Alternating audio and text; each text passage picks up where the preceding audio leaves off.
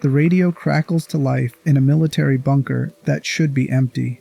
The voice on the other end belongs to a captain who no longer recognizes the authority of the United States government. He announces his unit's secession, waiting for a response that will never come because the government he's denouncing has approximately 3 days left to exist. This moment in October of 2077 marks the beginning of something that will outlive nations, outlast empires, and reshape the wasteland into a place where technology becomes religion and steel becomes scripture. The captain's name is Roger Maxson. The bunker is Mariposa Military Base. What he discovers in the days before the bombs fall will create an organization that defines itself not by what it builds, but by what it refuses to let die. Over the next several hours, we're going to trace the complete story of the Brotherhood of Steel, from a mutiny born of moral horror to a techno-religious order that spreads across a shattered continent. We'll walk through the exodus that forged them, the ideology that sustains them, the schisms that nearly destroy them, and the wars that prove technology without wisdom is just another way to repeat old mistakes. By the end, you'll understand why the Brotherhood matters beyond their power armor and energy weapons. You'll see how an organization dedicated to preserving the past becomes trapped by it. And you'll recognize that sometimes the people trying to save humanity are the same ones who can't quite remember why humanity is worth saving. If you find something in this video that resonates with you, drop a comment letting me know what part connected for you, whether it was a specific detail about the Brotherhood's history, a moment that made you think differently about their ideology, or just something that stuck with you. You can also suggest topics for future videos. So get comfortable, find your spot, and let's start. Chapter 1. The Brotherhood of Steel begins with what they were running from. Not the bombs, though those come later. Not the wasteland, which doesn't exist yet. It begins with what happens when soldiers discover their government has been using prisoners as test subjects for a bioweapon so dangerous that the scientists conducting the experiments have started going quietly insane from guilt and proximity to what they've created. Mariposa Military Base sits in California, constructed in early 2077 as a secure facility for military research, too sensitive to conduct anywhere with oversight. The official designation is classified. The actual purpose is worse. For months before Captain Roger Maxson and his unit arrive, scientists working for West Tech and the United States military have been testing a virus, the forced evolutionary virus, on human subjects. The test subjects are military prisoners, men who signed up to serve their country and instead became raw material for experiments that turn human tissue into something that barely remembers what human means. Only scientists and their security staff access the areas where experiments happen. The military personnel stationed there for security and oversight are kept away from the actual research, told their job is to monitor and protect without asking questions about what exactly they're protecting. This compartmentalization works until October of 2077. The forced evolutionary virus does exactly what its name suggests. It forces evolution, accelerates mutation, rewrites human biology at a cellular level. When it works, which isn't often, subjects transform into something larger, stronger, more resilient than baseline humanity. When it fails, which is most of the time, subjects become masses of cancerous tissue. Their bodies unable to process the viral restructuring, dying in agony that the scientists document with clinical precision while their screams echo through ventilation systems that carry sound to areas where soldiers are beginning to understand what their service actually protects. The prisoners used as test subjects have no idea what's happening to them until it's too late. They're told they're participating in medical trials, that their cooperation might earn reduced sentences or better treatment. What they receive instead is injection with a virus that transforms their cellular structure. while they remain conscious enough to feel every stage of the mutation. The ones who survive the process emerge changed in ways that eliminate most of what made them recognizably human. The ones who don't survive leave corpses that have to be disposed of quickly because the virus remains active in dead tissue. By October 10th, 2077, enough soldiers have witnessed enough horror that the situation at Mariposa becomes unsustainable. Captain Roger Maxson is a career military officer, someone who joined believing in duty, honor, and the idea that service to country means something beyond following orders. What he's seen in recent weeks has created a cognitive dissonance he can't resolve through the normal frameworks that let soldiers tolerate morally complicated situations. This goes beyond complicated. This is the government he serves, using human beings as test subjects for weapons development, violating every principle that supposedly separates American military ethics from the atrocities committed by enemies. Colonel Robert Spindell commands the base. As soldiers begin openly discussing what they've discovered, as anger turns to rage, and rage starts looking for targets, Spindell suffers a nervous breakdown. He locks himself in his office, unable to face his men or provide the leadership the situation requires. This leaves Maxson to manage a crisis where soldiers are demanding blood and scientists are terrified they'll become the targets of the violence their research enabled. On October 12th, Maxson stops a soldier from murdering a scientist. The soldier isn't acting from sadism. He's acting from moral certainty that anyone participating in what's happening at Mariposa deserves whatever violence comes to them. Maxson understands the impulse, shares the rage, but recognizes that murdering scientists won't change what's already happened and will transform his men from victims of institutional horror into perpetrators of chaotic revenge. He orders the scientists to be interrogated instead of executed. The interrogations will establish exactly what happened, who ordered it, and whether anyone in the base can claim ignorance as defense. This decision establishes Maxson as the functional leader of what's becoming a mutiny. His men look to him for direction because he's providing structure, when their official commanding officer has mentally collapsed. On October 15th, Colonel Spindell commits suicide as soldiers break into his office. The sound of the gunshot echoes through the base, marking the end of legitimate chain of command. Maxson is now the ranking officer in a facility that's 3 days away from nuclear annihilation and has completely severed its connection to military authority. The interrogations proceed systematically. Most scientists break quickly, providing detailed accounts of the experiments, the authorization they received, the protocols they followed. Erin Shellman, the head researcher, holds out longer than the others. She almost convinces Maxson that the experiments were legitimately ordered by the government, that the horror he's witnessed was sanctioned at the highest levels as necessary research for national defense. Her detailed account of authorization chains and security clearances would be compelling except for one problem. It makes everything worse. If rogue scientists conducted unauthorized experiments, they could be held accountable as individuals gone wrong.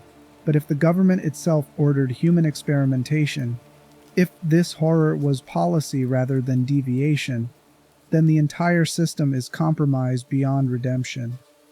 The institution Maxson swore to serve has revealed itself as willing to sacrifice its own soldiers as raw material for weapons development.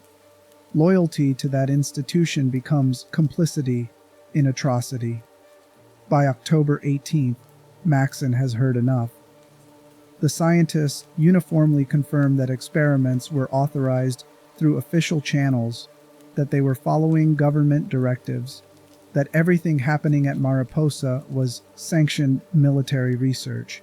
The prisoners became test subjects because the military needed human trials, and prisoners were convenient, disposable, and legally vulnerable in ways that made informed consent unnecessary from the perspective of people designing the program. On October 20th, Captain Roger Maxson, does something that would normally result in court-martial and execution. He declares his unit in full secession from the United States of America. He broadcasts this declaration over military radio channels, attempting to force a government response, demanding that someone acknowledge what's happening at Mariposa and provide justification for experiments that violate every stated principle of American military ethics. No response comes. The silence is more damning than any accusation. If the government disputed Maxson's claims, if they denied the experiments or argued they were necessary, that would at least acknowledge the situation. But silence suggests something worse, that what's happening at Mariposa is too widespread, too deeply embedded in military research infrastructure, for anyone to safely acknowledge. Responding would mean admitting to programs that can't be defended publicly, opening doors to investigations that would reveal how thoroughly the pre-war government has abandoned the principles it claims to embody. Maxson orders the families of soldiers under his command to take shelter within the facility on October 21st. He's preparing for retaliation that military doctrine says should be immediate and overwhelming. A unit that publicly declares secession should face swift punishment as both consequence and deterrent. But October of 2077 is not a time when the United States military has resources to spare for putting down isolated mutinies. The war with China has consumed every available asset. The country is days away from nuclear exchange that will render all of this irrelevant. The bombs fall on October 23, 2077, as Maxson interrogates Leon von Felden via satellite link to the West Tech facility. The connection is severed as the bombs fall. Nuclear weapons begin detonating across the United States and China, ending civilization in the time it takes for missiles to travel between continents. Mariposa is spared direct hits, protected by geography and the compartmentalized secrecy that kept the facility off certain targeting lists. The base becomes a shelter against the nuclear devastation flooding the wasteland outside. Maxson recognizes that survival inside Mariposa is temporary. The base was designed for research, not long-term habitation for military families. Resources will run out. And there's the psychological reality that no one wants to remain in a facility where human experimentation happened, where the walls still hold the screams of prisoners who died in agony for research that became irrelevant the moment nuclear fire vaporized the government that ordered it. Maxson begins planning an exodus. There's a government bunker at Lost Hills, south of Mariposa, designed as a command and control center for exactly the kind of catastrophic scenario that's just unfolded. If the bunker is intact, if it's not already occupied, it could provide shelter for his people while they figure out how to survive in whatever remains of the world. On October 25th, Sergeant Plattner volunteers to take atmospheric readings outside the base. The readings will determine whether the exodus is immediately possible or whether they need to wait for radiation levels to decline. Plattner returns with unexpected news. There's no significant radiation in the atmosphere. The nuclear exchange has devastated population centers and infrastructure. But the immediate environment around Mariposa is survivable without protective equipment for short exposures. Final preparations for departure proceed quickly. On October 26th, Maxson orders the remains of the scientists buried in the wastes outside the base. The executions that followed interrogations have left bodies that need disposal, and Maxson refuses to leave them inside Mariposa, where they'll decay in the facility his people once occupied. The burial is practical necessity rather than honor, a final acknowledgement that these people were human once, even if their work required them to forget that about others. On October 27th, the exodus begins. Former United States servicemen and their families leave Mariposa under Captain Roger Maxson's leadership, heading south toward the Lost Hills bunker. The soldiers wear T-51 power armor, pre-war technology that provides protection against radiation, environmental hazards, and the violence that's already emerging as social structures collapse. Their families have no such protection, making the journey dangerous in ways that will haunt the survivors for decades. The caravan moves slowly, protecting civilians who have to walk while armored soldiers scout ahead and maintain perimeter security. They're attacked by marauders multiple times during the journey. Groups that survived the initial nuclear exchange have already begun preying on anyone who appears vulnerable, taking advantage of the collapse of law enforcement and social order. Marauders quickly learn to target unprotected civilians rather than engaging armored soldiers directly. Killing 2 civilians for every one of their own, they lose. The mathematics of this exchange are brutal. Maxson's soldiers can protect the caravan overall, but they can't prevent every attack on individuals. The armor that makes them nearly invincible in direct combat creates a disparity that marauders exploit by targeting the people soldiers are trying to protect. Among the casualties is Roger Maxson's wife, killed during an attack that the soldiers repel but not quickly enough to save everyone. This loss shapes everything that follows. Maxson entered the Exodus believing he'd saved his people from Mariposa's horror. He arrives at Lost Hills having learned that salvation is partial at best, that leadership means watching people you love die because the protection you provide isn't comprehensive enough, that the wasteland doesn't care about principles or duty or the fact that you tried to do the right thing. Not everyone completes the journey. Sergeant Dennis Allen leads a faction that breaks away from the main caravan during the Exodus, defying group consensus and ignoring warnings from Maxson. Allen's group wants to excavate the remains of the West Tech Research Facility, the origin point for forced evolutionary virus research before it moved to Mariposa. They believe the facility contains technology and research materials worth recovering, that leveraging their power armor for salvage operations serves survival better than following Maxson to an uncertain future at Lost Hills. They're never heard from again. Around 2151, the Brotherhood sends knights to search for Allen's group or their remains. All they find are desolate ruins, no bodies or equipment or evidence of what happened to soldiers who thought technology could substitute for community. The disappearance serves as a cautionary tale within Brotherhood culture. Individuals who prioritize technology over the group who break from collective decision-making in pursuit of salvage end badly. The survivors reach Lost Hills in November, weeks after departing Mariposa. The government bunker is intact, unoccupied, equipped with systems designed to support personnel through extended catastrophe. The refugees expand and adapt the bunker to meet their needs, transforming a military installation into something approaching a home. They've survived the Exodus, but they've lost people along the way, including loved ones who died because the wasteland is hostile and protection has limits. This is the foundation on which the Brotherhood of Steel will be built, not from triumph, but from survival purchased through loss. Not from strength, but from recognition that the old world failed so comprehensively that new structures are required. And not from hope, exactly, but from the grim determination that someone needs to preserve what's worth keeping from the civilization that just committed suicide. Chapter 2. From Soldiers to Brotherhood. The first winter at Lost Hills tests everyone. The bunker provides shelter, but shelter alone doesn't address the psychological reality of what these people have experienced. They've discovered their government engaged in human experimentation. They've committed mutiny. They've survived nuclear war. They've buried loved ones who died during an exodus that saved them from one horror, only to deposit them in another.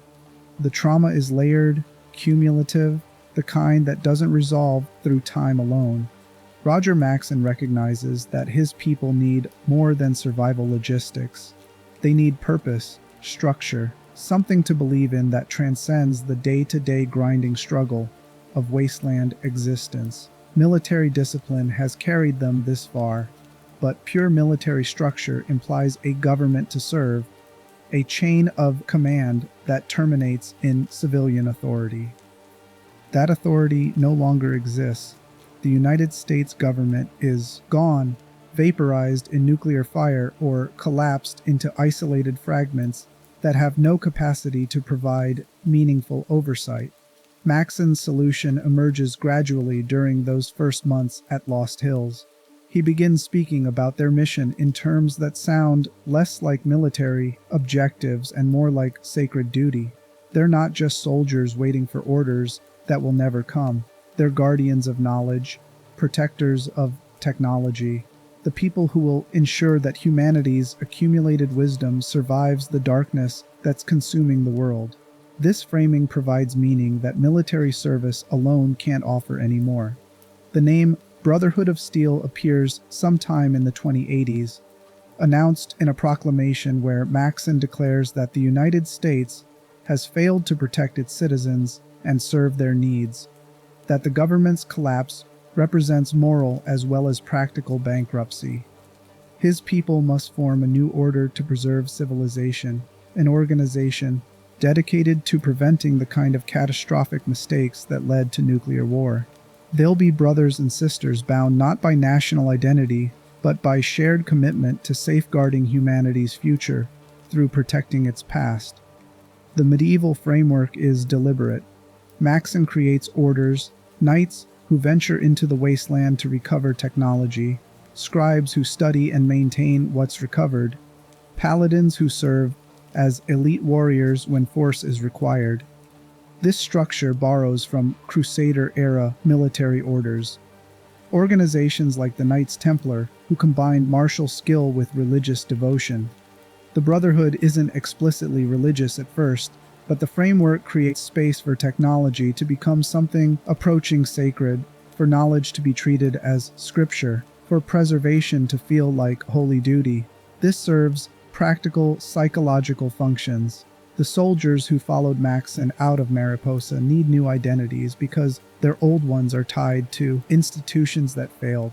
Calling themselves knights and paladins allows them to see themselves as something other than mutineers or refugees. They're not running from the old world's collapse. They're building something new on principles the old world abandoned. The armor they wear becomes more than military equipment. It becomes a symbol of their commitment, steel that represents the strength required to carry knowledge through darkness. The isolation at Lost Hills reinforces this transformation. They have limited contact with the outside world, limited information about what's happening beyond their immediate area. Maxson reframes this as necessary separation. They're establishing foundations, building organizational culture, developing the expertise required for their mission. When they're ready, when they're strong enough, they'll emerge to share what they've preserved with whoever remains to benefit from it. Isolation creates problems alongside benefits.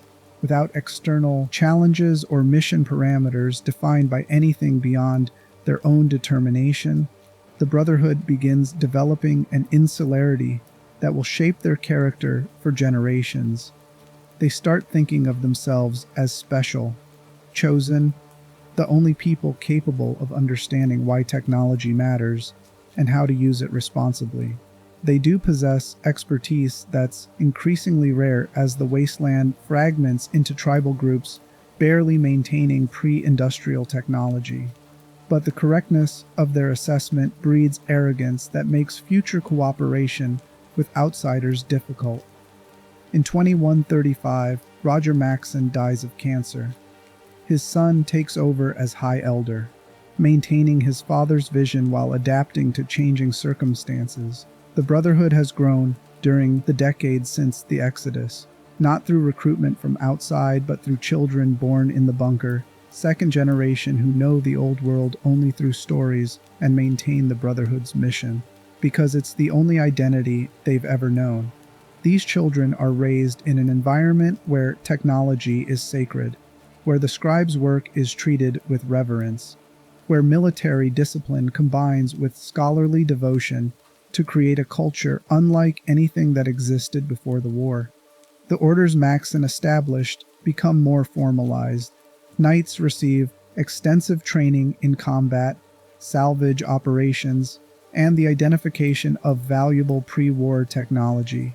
They're the Brotherhood's forward element, the ones who venture into dangerous territory to recover equipment from ruins while defending against raiders and hostile wildlife. Scribes focus on understanding what the Knights recover, maintaining equipment, studying pre-war research to extract usable knowledge. Paladins serve as elite enforcers, deployed for situations requiring maximum combat effectiveness. This division of labor creates an internal culture where everyone has a role and purpose. No one is useless. No one is simply surviving. Everyone contributes to the mission of preserving and protecting technology. The sense of shared purpose compensates for the hardships of bunker life, for the limited resources, for the awareness that outside these walls, the wasteland is a hostile place where most people are barely surviving. The mission's definition creates tensions that will plague the Brotherhood for decades. What exactly counts as technology worth preserving? Everything pre-war? Only weapons and defensive systems? Agricultural equipment that could help wastelanders feed themselves? Medical research that could address radiation sickness and mutation? The Brotherhood's answer to these questions shifts over time, generally trending toward military applications. Energy weapons are always recovered. Agricultural tech is often left behind. This prioritization reflects their self-image as guardians against existential threats, protectors of humanity from weapons that caused the nuclear war, rather than as active participants in wasteland reconstruction. In 2161, the Brotherhood discovers evidence of a new threat that will define their operations for years. A patrol finds the corpse of a super mutant in the Badlands, something that shouldn't exist because the forced evolutionary virus research ended when Mariposa was abandoned. The body is transported to Lost Hills for examination by head Scribe Vree, the Brotherhood's leading scientific authority. Her analysis reveals something disturbing. The super mutant is sterile, incapable of reproduction, suggesting a population with no long-term viability. Initial recommendation is to let the super mutants die off naturally. If they can't reproduce, they're a temporary problem that will resolve through attrition. The Brotherhood shouldn't waste resources fighting an enemy that time will eliminate, but the Elder Council recognizes that even a temporary problem can cause immense damage before it resolves. Super mutants are strong, resilient, and apparently organized enough to pose serious threats to human settlements. Ignoring them means accepting casualties among populations the Brotherhood is theoretically supposed to protect. The decision about how to respond reveals core tensions in Brotherhood ideology. Are they warriors actively defending humanity, or archivists preserving knowledge while minimizing external entanglement? The answer will shift depending on leadership, circumstances, and how threatened the Brotherhood feels. But the discovery of super mutants forces them to acknowledge they can't remain purely isolated. The wasteland is developing threats that will eventually reach Lost Hills, regardless of how much the Brotherhood tries to stay separate. Chapter 3: The Unity, the Master, and what the Brotherhood actually fights for. The super mutant corpse arrives at Lost Hills in pieces, carefully transported by knights who don't fully understand what they've recovered. Scribe Vree begins her examination with clinical precision, documenting physiological anomalies that shouldn't be possible through natural mutation. The musculature is dense beyond anything radiation exposure could produce. The skeletal structure has been reinforced to support weight that would cripple baseline humans, and the reproductive system is non-functional, damaged at a cellular level in ways that suggest deliberate design rather than evolutionary accident. Vree's autopsy report circulates through the Brotherhood's Elder Council with a conclusion that should provide relief, but instead creates unease. The super mutants are sterile. They cannot reproduce. Whatever created them, the population is finite and will eventually die off through attrition. The Brotherhood's optimal strategy is patience, avoiding unnecessary conflict with an enemy that time will eliminate without intervention. This recommendation is logical, efficient, and completely misses what the super mutants actually represent. The super mutants aren't random monsters spawned by radiation. They're the product of intentional action, created through the same forced evolutionary virus research that drove Maxson's mutiny at Mariposa. Someone has accessed that research, refined the process, and deployed it systematically across the wasteland. The super mutants are symptoms of a larger problem. Someone is repeating the exact mistake the Brotherhood was founded to prevent.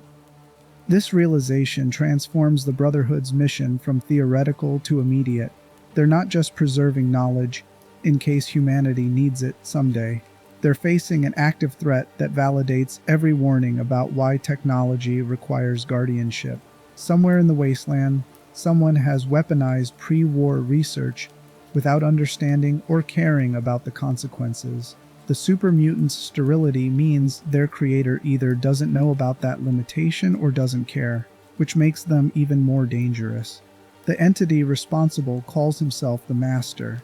His origin story begins at Mariposa Military Base, the same facility the Brotherhood abandoned after the Exodus.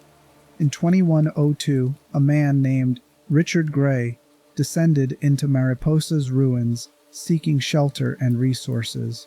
What he found instead were the FEV research chambers, still active decades after the war. Vats of viral material waiting for someone foolish or desperate enough to interact with them. Gray fell into a vat, and the virus consumed him over days of unimaginable agony, transforming his body into something that could barely be called human anymore. The transformation did something unexpected. As Gray's body mutated, his consciousness expanded. He developed telepathic abilities, an enhanced intellect, the capacity to perceive patterns and connections that remained invisible to baseline humans. The mutation that destroyed his humanity also gave him capabilities that felt like transcendence. He emerged from Mariposa convinced he'd discovered evolution's next stage, that the forced evolutionary virus wasn't a weapon, but a gift that could elevate all of humanity beyond the fragile baseline that had proven itself capable of nothing except self-destruction. The Master develops a plan he calls the Unity. He'll use the FEV to transform humanity into a new species, super mutants who are stronger, more resilient, and theoretically more capable of surviving in the wasteland than the baseline humans who keep repeating the same patterns of violence and scarcity.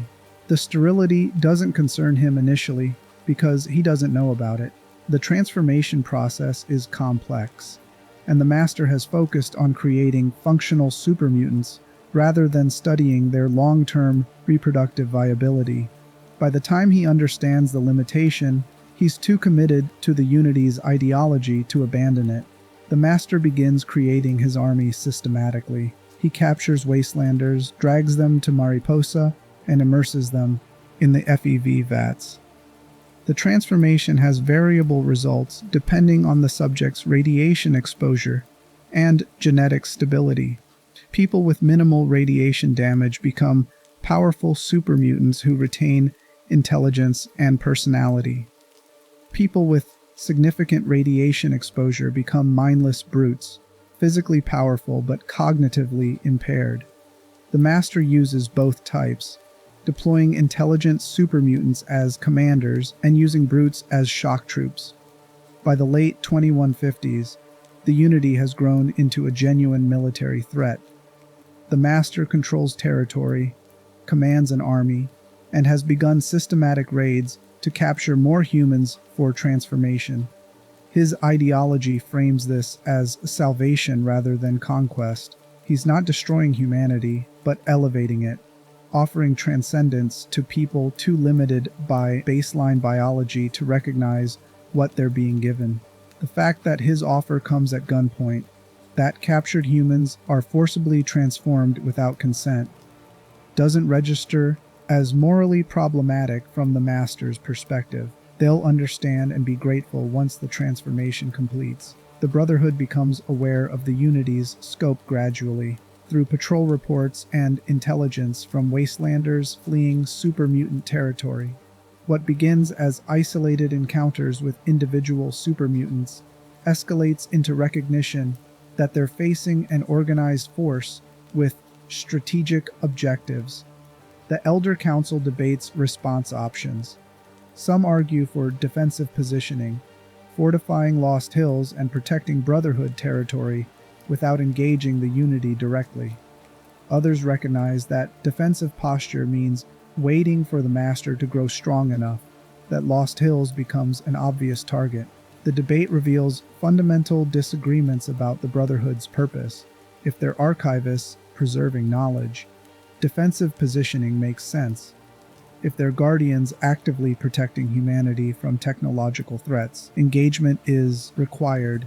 The disagreement isn't just tactical, but philosophical, reflecting tensions that have existed since Maxson transformed soldiers into a techno-religious order. The Elder Council eventually authorizes reconnaissance and limited engagement. Brotherhood paladins begin probing super-mutant positions, gathering intelligence about Unity capabilities and strategic objectives. These operations are costly. Super-mutants are physically powerful enough that even power-armored paladins face serious danger in direct combat. The Brotherhood's technological advantages provide tactical edges, but they don't eliminate the fundamental problem that super-mutants are incredibly difficult to kill, and the Unity has numerical superiority. During this period, the Brotherhood encounters someone who will prove essential to defeating the Master, though they don't recognize it initially. The individual arrives at Lost Hills seeking assistance, carrying information about super-mutant operations and the Master's base at Mariposa. The Brotherhood's leadership is suspicious of outsiders, reluctant to share information or resources with someone who hasn't proven themselves. But they also recognize that defeating the Unity will require allies beyond their own limited numbers. This individual eventually provides the Brotherhood with something invaluable: Bree's research on super-mutant sterility, combined with evidence that can be presented to the Master himself. The revelation that his Unity is biologically unsustainable, that super-mutants cannot reproduce, and therefore represent an evolutionary dead end rather than humanity's future, becomes the weapon that defeats the Master more effectively than any military campaign could have. When confronted with proof of super-mutant sterility, the Master's ideology collapses. His entire purpose was creating a superior species that could inherit the wasteland and avoid humanity's mistakes. But if super-mutants can't reproduce, the Unity isn't evolution but extinction, a transformation that trades baseline humanity's capacity for survival for enhanced individual capability that means nothing without generational continuity. The Master's response to this realization is suicide, self-destruction that takes Mariposa with him and eliminates the Unity's command structure. In a moment of apocalyptic despair, the Unity fragments without the Master's leadership. Super-mutants scatter across the wasteland, some forming isolated communities, others becoming raiders or mercenaries, a few seeking integration with human settlements despite the fear and hostility their appearance generates. The existential threat ends not through military victory, but through intellectual defeat. The Master, recognizing that his vision was built on a biological impossibility, he somehow missed, despite his enhanced intelligence. The Brotherhood's role in this victory is significant but complicated. They provided resources and support. Their paladins fought super-mutants to buy time for the larger strategy, and Bree's research became the evidence that destroyed the Master's conviction. But the actual confrontation, the moment when everything hinges on presenting information that will either convince or fail, involves an outsider rather than Brotherhood personnel. This creates a pattern that will repeat throughout Brotherhood history. They provide essential support and expertise, but the critical actions that determine outcomes often happen through people who don't share their ideology or constraints. The victory over the Unity establishes the Brotherhood as a genuine military power in the wasteland. They've demonstrated that their technology and expertise translate into effectiveness against threats that would overwhelm less organized groups. Wastelanders who previously saw the Brotherhood as reclusive hoarders now recognize them as potential protectors, people with capacity to address dangers beyond tribal militias or town guards. Victory also reinforces the Brotherhood's existing biases. They were right about technology requiring guardianship. The Master proved that pre-war research in the wrong hands creates catastrophic threats. The Unity's defeat validates everything the Brotherhood believes about their mission, strengthening their conviction that they alone possess the wisdom and discipline required to safely manage dangerous knowledge. This conviction isn't entirely wrong, but the gap between their self-perception and reality will create problems as they expand beyond California. The Brotherhood emerges from the Unity crisis changed in ways they don't fully recognize yet. They've proven they can engage external threats successfully. They've demonstrated that preservation sometimes requires action rather than isolation. And they've established relationships with wastelanders that create expectations about future Brotherhood involvement in regional security. These changes will push them toward expansion, toward establishing chapters beyond Lost Hills, toward becoming an organization that operates across the wasteland rather than just within their bunker. Expansion creates new problems. The more territory the Brotherhood tries to influence, the more they'll encounter situations that don't fit cleanly into their ideology. Wastelanders need more than just protection from technological threats. They need food, water, medicine, social infrastructure, the grinding practical necessities that keep communities alive. The Brotherhood's focus on technology and military capability makes them effective against super mutants, but doesn't address the comprehensive needs of wasteland societies trying to rebuild civilization. This limitation will become increasingly apparent as the Brotherhood spreads. They'll discover that being right about specific dangers doesn't make them right about everything.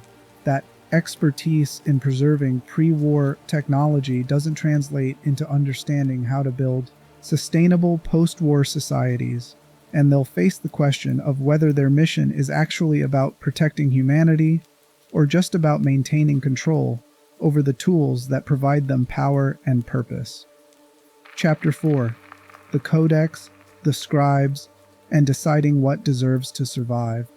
The Brotherhood defeats the Master through information, not through superior firepower or tactical brilliance, though both play their role. The Unity collapses because someone proved to its leader that his vision was built on biological impossibility, that super mutants cannot reproduce and therefore represent extinction rather than evolution. That proof came from a Brotherhood scribe's autopsy report, from hours spent dissecting tissue and documenting cellular structures, from research conducted in a bunker laboratory while knights fought and died in the wasteland above. This pattern reveals something essential about what the Brotherhood actually is. They're not primarily warriors, though they fight when necessary. They're archivists who occasionally need weapons, scholars trying to catalog and preserve everything worth knowing from a civilization that destroyed itself. The knights and paladins get attention because violence is visible and dramatic. The scribes do the work that makes everything else possible, and most wastelanders never see them or understand what they're actually doing in those bunkers. The Codex defines all of this, created by Roger Maxson during the Brotherhood's early years at Lost Hills. The Codex is simultaneously constitution, religious text, and operations manual. It establishes the hierarchy that determines who has authority over whom.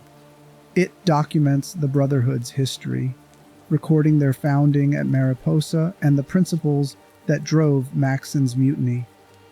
It defines the orders within the organization, the responsibilities each member carries, the protocols for everything from technology acquisition to internal discipline. Most importantly, the codex establishes priorities that every Brotherhood member must follow. First comes loyalty to the organization itself, defense of the Brotherhood as an institution. Second comes dedication to the mission, the preservation and protection of technology. Third comes loyalty to one's superior officer. The ordering is deliberate. If your commanding officer acts against Brotherhood interests or compromises the mission, the third priority is superseded by the first and second. You obey the organization and mission before you obey individuals, even individuals who outrank you. This creates both stability and crisis. Stability because it prevents any single leader from corrupting the entire organization through personal ambition or ideological deviation. Crisis because it means every Brotherhood member is constantly evaluating whether their superiors are serving the mission or betraying it, whether following orders constitutes loyalty or complicity. The same doctrine that prevented Mariposa's horrors from being ignored through blind obedience also creates the conditions for schisms when members disagree about what the mission actually requires. The Codex defines 3 distinct orders within the scribe caste, each responsible for different categories of technology. The Order of the Sword handles offensive weaponry, everything from firearms and energy weapons to explosives and ammunition. They research how pre-war weapons function, develop protocols for maintaining them, and evaluate whether recovered weapons are safe to deploy or too dangerous to preserve. The Order of the Shield focuses on defensive technology, power armor, fortifications, shielding systems, anything that protects rather than destroys. The Order of the Quill manages data, retrieving holotapes and books from ruins, archiving information, recording Brotherhood history, maintaining the databases that contain everything the organization knows. Scribes begin as initiates, young Brotherhood members who've shown aptitude for scholarly work rather than pure combat roles. They're assigned to one of the 3 orders based on their skills and interests, though all scribes receive basic training in each discipline. An initiate spends years learning from senior members, studying pre-war technical manuals, practicing equipment maintenance, developing the expertise that will eventually make them valuable to the Brotherhood's mission. Journeyman scribes have proven basic competence. They can maintain power armor without supervision, can identify valuable technology in salvage operations, can conduct research without constant oversight. But they're not yet trusted with major projects or independent decision-making. They work under senior scribes, executing tasks while continuing to develop skills. Senior scribes have mastered their chosen order. They're efficient, knowledgeable, often selected to lead projects that the Brotherhood considers critical. Many senior scribes take journeymen as apprentices, teaching the next generation while conducting research that advances Brotherhood capabilities.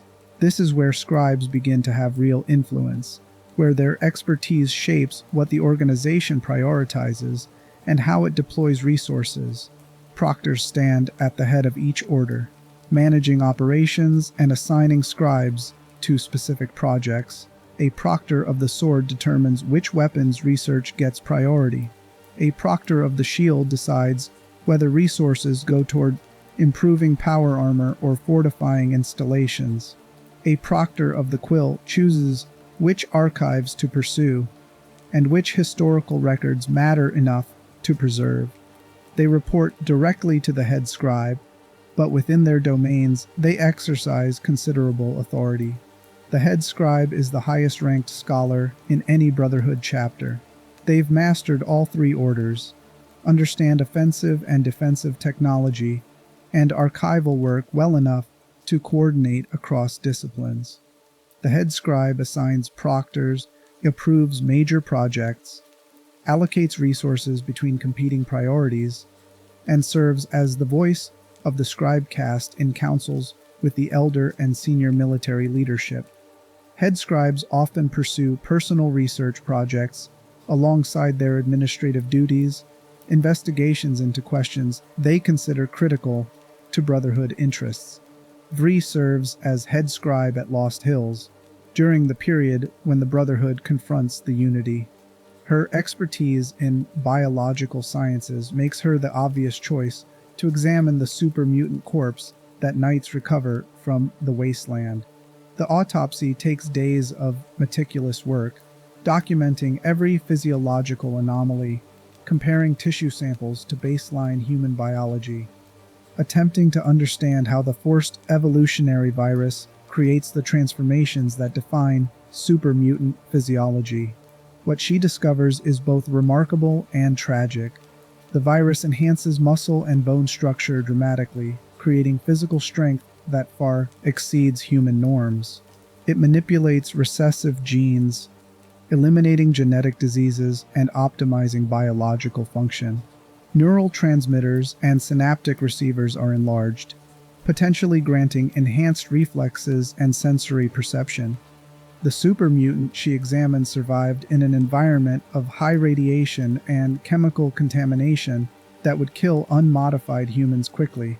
The transformation creates something genuinely superior in terms of raw survivability. But the virus also destroys reproductive capability completely. The super mutant cannot produce viable genetic material, cannot pass its enhanced traits to offspring, represents an evolutionary dead end rather than the next stage in human development. Vri's conclusion is clinical. The Brotherhood could simply outlive these mutants through attrition if they chose to avoid direct confrontation.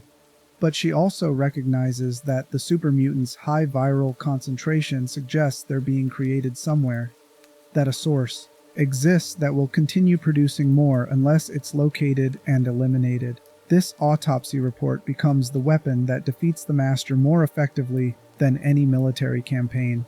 When presented with proof that his unity is sterile, that super mutants represent extinction rather than evolution, the Master's entire ideology collapses, and he chooses self-destruction over continuing a mission built on biological impossibility. The Brotherhood's role in this victory is providing the research, maintaining the expertise that allowed Vri to understand what she was examining and document it in ways that became undeniable proof.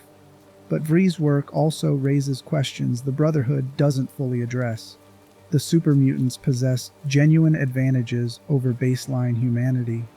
They're stronger, more resilient, potentially capable of surviving in environments where unmodified humans die. The only thing that makes them evolutionary failures is sterility. If that single limitation could be corrected, would super mutants actually represent improvement over fragile human biology?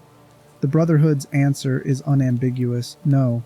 The forced evolutionary virus represents exactly the kind of research they exist to prevent. Pre-war scientists playing with human biology created something that seemed beneficial until its fatal flaw became apparent. The Master's unity proves that even enhanced intelligence and expanded consciousness don't protect against catastrophic mistakes when you're working with technology you don't fully understand. The sterility isn't a flaw to be fixed. It's evidence that this entire line of research should have been abandoned, that manipulating human genetics at this scale produces unpredictable consequences that invalidate any apparent benefits. This philosophy governs what the Brotherhood chooses to preserve and what they choose to destroy. Energy weapons are preserved because they're understood technology, weapons that function through principles the Brotherhood's scribes have mastered. Agricultural equipment is often ignored, not because it's unimportant, but because it doesn't pose existential threat, and wastelanders can maintain it without Brotherhood expertise. Medical research receives selective preservation, treatments for radiation sickness, and mutation archived, while genetic manipulation programs are destroyed or locked away. as too dangerous for any application. The decision-making process is neither simple nor universally agreed upon within Brotherhood ranks. Scribes debate constantly about where to draw lines, what constitutes acceptable risk versus catastrophic danger, whether their mission is preventing repeat of nuclear war or something broader about protecting humanity from all technological overreach. The codex provides a framework but doesn't answer every specific case, leaving room for interpretation that creates exactly the kind of internal tension the Brotherhood's structure is designed to manage. Some scribes argue for aggressive preservation, wanting to save everything on the theory that future generations might need knowledge the current Brotherhood doesn't value. They view the destruction of research as arrogant, assuming that current members can accurately predict what will matter centuries from now. Better to preserve and restrict access, maintaining dangerous knowledge under secure conditions rather than destroying it and losing the option to use it if circumstances change. Other scribes argue for aggressive elimination, believing that some research is so inherently catastrophic that its continued existence poses unacceptable risk. The forced evolutionary virus creates super mutants. Artificial intelligence systems launch nuclear weapons. Certain pre-war weapons research produce devices that could sterilize entire regions or unleash plagues that make radiation sickness look merciful by comparison. The Brotherhood's mission isn't preserving everything. It's preventing the past's worst mistakes from recurring, which sometimes requires ensuring that specific knowledge dies completely. The head scribe adjudicates these debates with input from the Elder Council, making decisions that bind the entire chapter. But different chapters reach different conclusions, creating inconsistency across the Brotherhood's operations. Lost Hills might preserve research that the Mojave chapter would destroy. The East Coast Brotherhood under Lyons prioritizes different technologies than the outcasts who split from his command. The organization's federal structure allows this variation, but it also means that the Brotherhood doesn't present a unified answer to the question of what deserves to survive. What's remarkable is how much of this happens invisibly. Wastelanders interact with Brotherhood Knights, conducting salvage operations, or paladins providing security. They rarely see the scribes who determine which salvage is valuable, who maintain the equipment that makes Brotherhood military superiority possible, who conduct the research that shapes how the organization understands threats and opportunities. The work happens in bunkers and laboratories, through meticulous documentation and careful analysis, in debates about doctrine and priority that never surface to external observation. This invisibility serves Brotherhood interests. The less Wastelanders know about what the Brotherhood is actually doing, the less they can interfere with operations or challenge decisions about technology access. But invisibility also creates misunderstanding. Wastelanders see heavily armed soldiers confiscating equipment and assume the Brotherhood is just better equipped raiders.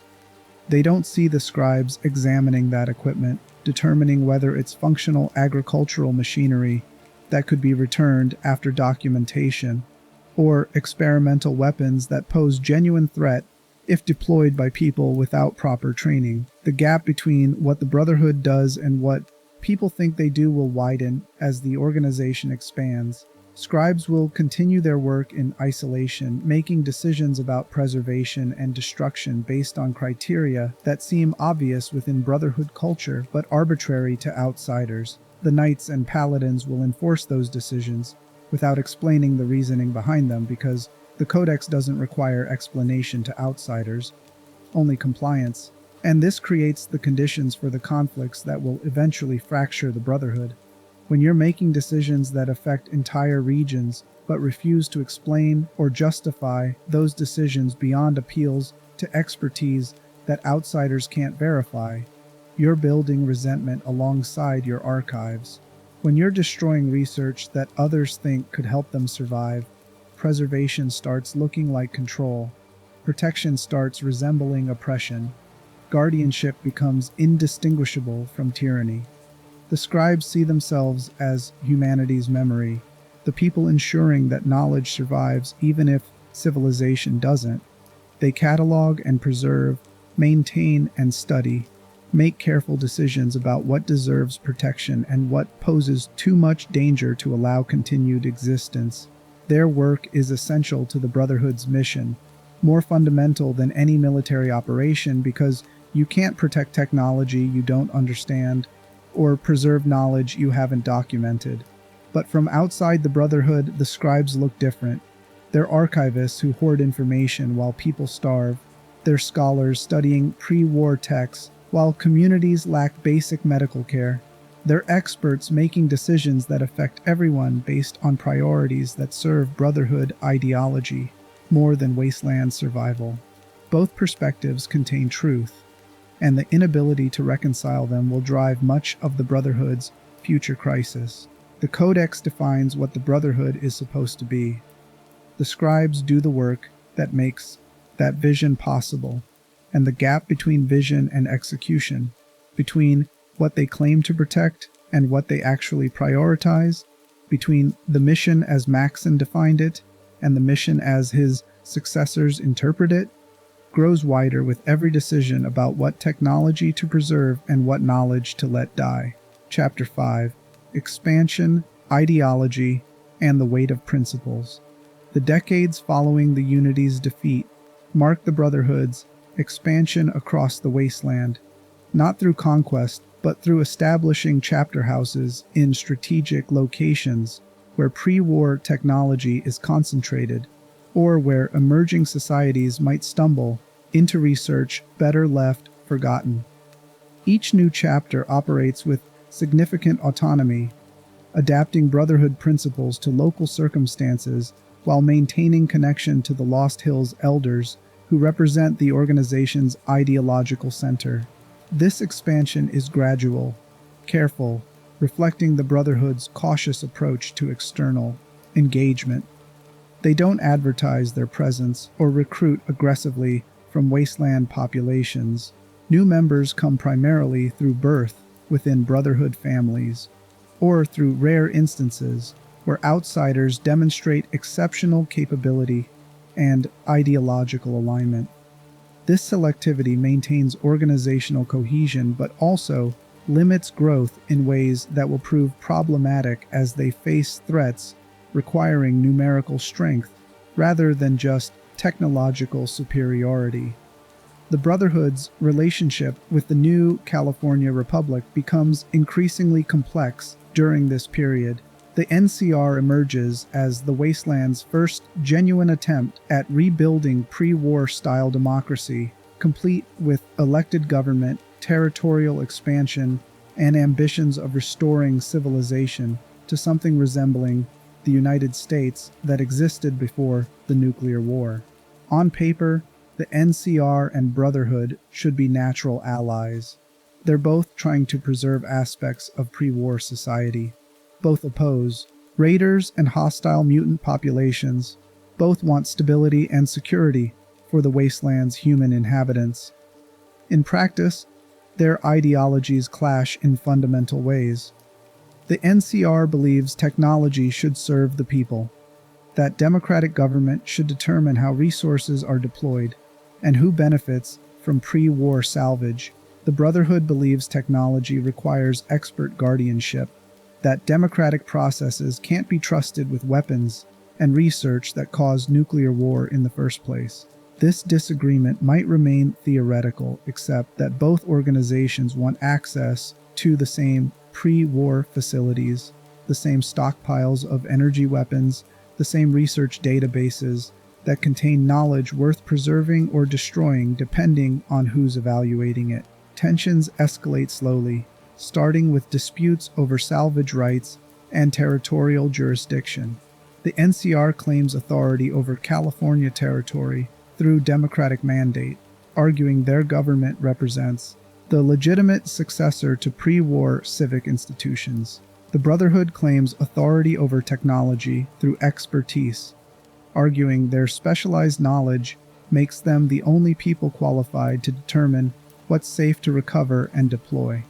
Neither position is entirely wrong, but they're fundamentally incompatible when both organizations are trying to establish control over the same resources. The conflict remains mostly cold for years, marked by standoffs and tense negotiations rather than open warfare. But the underlying tensions never resolve, just accumulate, as the NCR continues expanding and the Brotherhood refuses to acknowledge NCR authority over pre-war military installations. Both sides recognize that full-scale war would be catastrophically expensive, that the Brotherhood's technological advantages would inflict massive NCR casualties, while the NCR's numerical superiority would eventually overwhelm even power-armored paladins. Mutual deterrence maintains an uneasy peace, punctuated by incidents that nearly escalate into broader conflict. During this period, some Brotherhood members begin questioning whether their approach to technology actually serves humanity or just serves their own desire for control. If the NCR represents genuine democratic will, if wasteland populations are choosing to organize under Republican government and want access to pre-war technology for defense and reconstruction, what gives the Brotherhood authority to override those choices? The answer their elders provide is that democracy doesn't make people wise, that the pre-war United States was democratic and still managed to trigger nuclear war, that the popular will can't be trusted with weapons capable of ending civilization. This argument is persuasive to people raised within Brotherhood culture, less persuasive to outsiders who see it as self-serving rationalization for maintaining power. The Brotherhood positions themselves as selfless guardians making difficult choices to protect humanity from itself. Critics see a technocratic elite hoarding resources while claiming moral superiority over societies trying to rebuild through messy, democratic processes. Both perspectives contain truth, and the gap between them will eventually make cooperation impossible.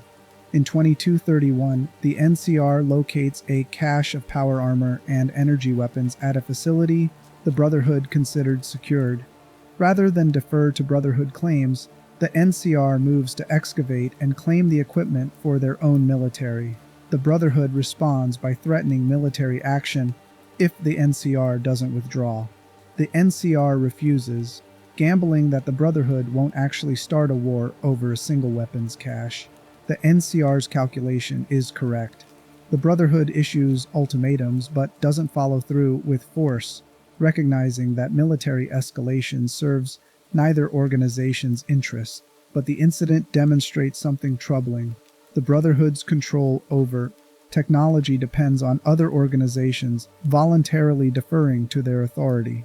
When groups like the NCR decide Brotherhood claims aren't legitimate, the Brotherhood has to either fight or accept diminished influence. Fighting risks destruction through attrition warfare against numerically superior enemies.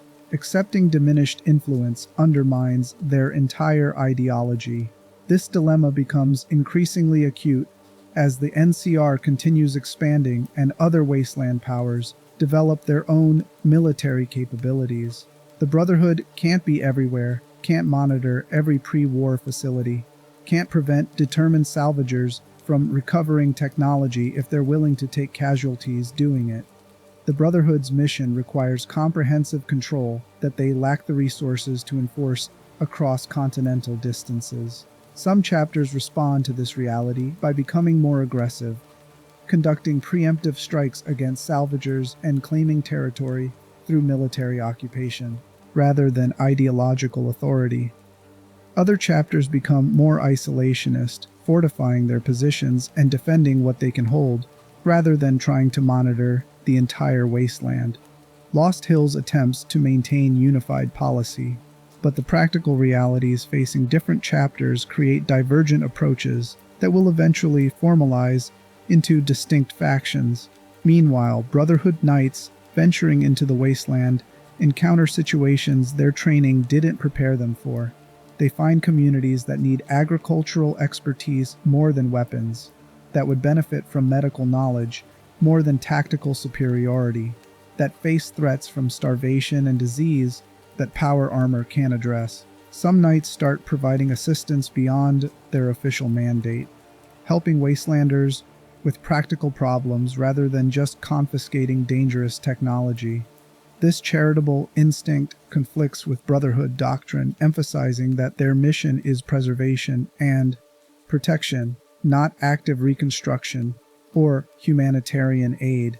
The tension between doctrine and compassion will define the next major crisis in Brotherhood history. That crisis doesn't happen in California. It happens on the East Coast, where a Brotherhood chapter sent to recover pre-war technology discovers a wasteland so broken, so desperately in need of help, that their leader makes a choice that will split the organization and create the Brotherhood's most bitter internal conflict since their founding. Chapter 6: The East Coast and the Great Divide. In 2254, the Brotherhood of Steel dispatches an expeditionary force to the East Coast, with a mission that sounds straightforward on paper: locate and secure pre-war technology, establish a Brotherhood presence in the capital wasteland, and investigate reports of advanced research facilities that survived the nuclear war intact. The expedition is led by Paladin Owen Lyons, a respected Brotherhood member known for tactical competence and unquestioning loyalty to Brotherhood principles. He's given command of a significant force equipped with Liberty Prime, a massive pre-war combat robot the Brotherhood has been attempting to reactivate for decades. The journey from California to Washington, D.C. takes months. Liberty Prime proves non-functional during transport, forcing the expedition to rely on conventional Brotherhood capabilities. While traveling across the wasteland, they face raiders, hostile wildlife, and terrain devastated by nuclear weapons in ways that make the California wasteland look habitable by comparison. By the time Lyon's expedition reaches the capital wasteland, they've taken casualties and exhausted resources in ways that make establishing a permanent base the immediate priority rather than beginning their technology recovery mission.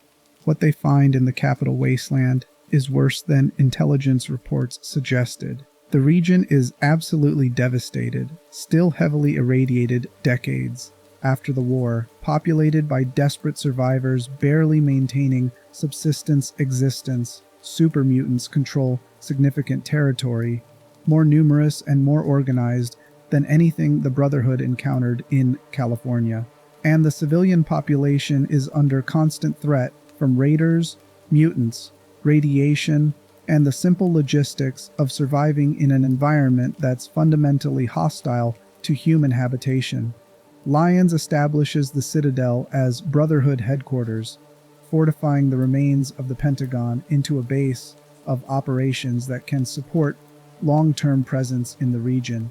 The initial plan is to proceed with their mission as directed: locate technology, secure dangerous research, establish Brotherhood authority over pre-war military installations.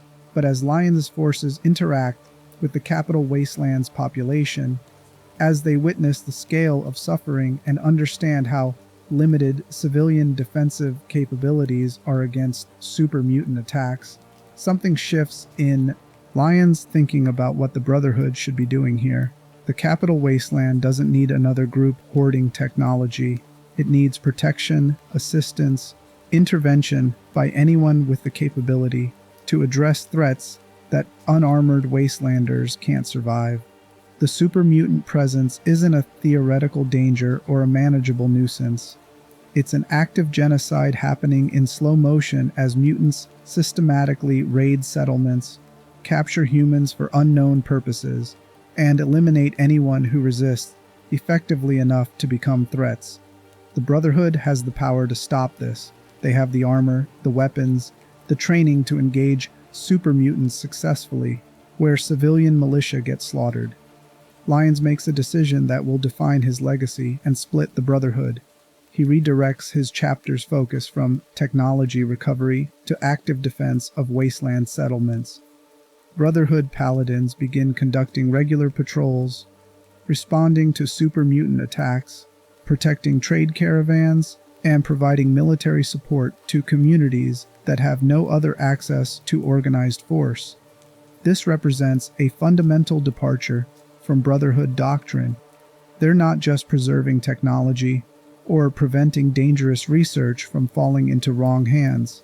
They're actively engaging in humanitarian military intervention, using their capabilities to protect people rather than technology. The response from Lost Hills is immediate and negative. The Elders view Lyon's decision as mission abandonment, a failure to maintain Brotherhood principles, in favor of playing soldier for wastelanders who aren't Brotherhood responsibility. They send orders demanding Lyon's return to his assigned mission, cease wasteland operations that don't directly serve technology recovery, and remember that the Brotherhood exists to preserve knowledge rather than serve as mercenary defenders for every struggling settlement. Lyons refuses. His refusal is polite but absolute. He argues that the situation on the ground requires adaptation, that Brotherhood principles include protecting humanity from catastrophic threats, and super mutants slaughtering wasteland populations definitely qualifies as a catastrophic threat. He's not abandoning the mission, but interpreting it through circumstances the Lost Hills Elders don't fully understand, because they're not here witnessing what's happening in the capital wasteland. The technology can wait. The people being killed right now cannot. This creates a crisis in Brotherhood command structure. Lost Hills can't remove Lyons by force without committing resources to travel across the continent and fight their own paladins, which would be catastrophically divisive and defeat the purpose of maintaining organizational unity. But allowing Lyons to operate in defiance of direct orders undermines the entire chain of command and creates precedent for other chapters deciding they know better than the Elders. The compromise that emerges is bitter for everyone involved. Lyons retains operational control of the East Coast chapter, but Lost Hills cuts support, declaring his chapter essentially autonomous and no longer representative of orthodox Brotherhood ideology. This decision creates the conditions for internal fracture. Not all of Lyon's forces agree with his priorities.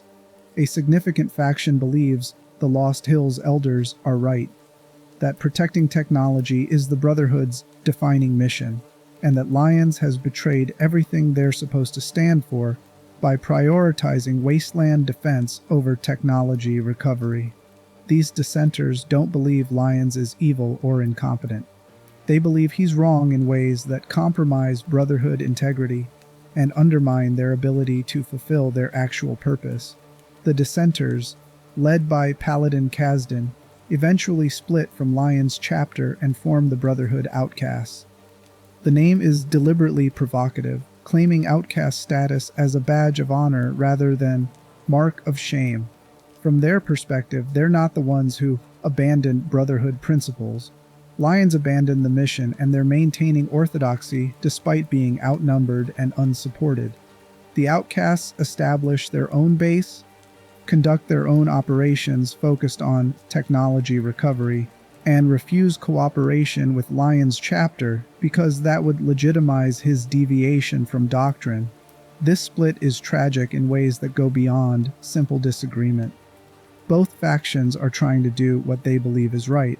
Lyons genuinely thinks protecting wasteland populations is the moral imperative that Brotherhood capabilities create, that having power to prevent suffering requires using that power even if it means deviating from traditional mission parameters. The outcasts genuinely think technology preservation is the only mission that matters in the long term, that helping individual settlements is meaningless if dangerous pre-war research falls into hands that will use it to create new catastrophes. Neither faction can convince the other because they're working from incompatible premises. Lyons prioritizes immediate human suffering.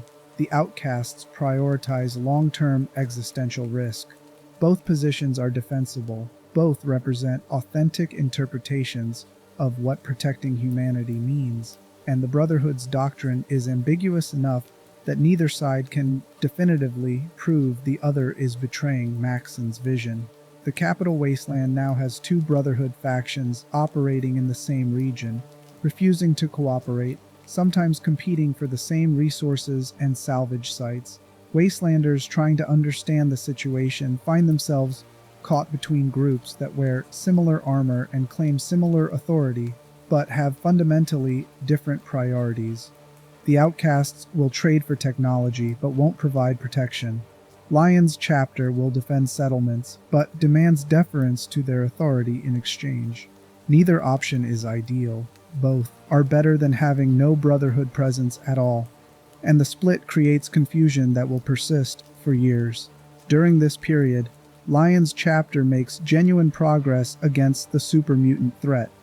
They discover the source of the Capital Wasteland super mutants, Vault 87, where FEV research continued after the war, creating a continuous pipeline of new mutants that explains why the population never declines, despite Brotherhood operations killing them consistently.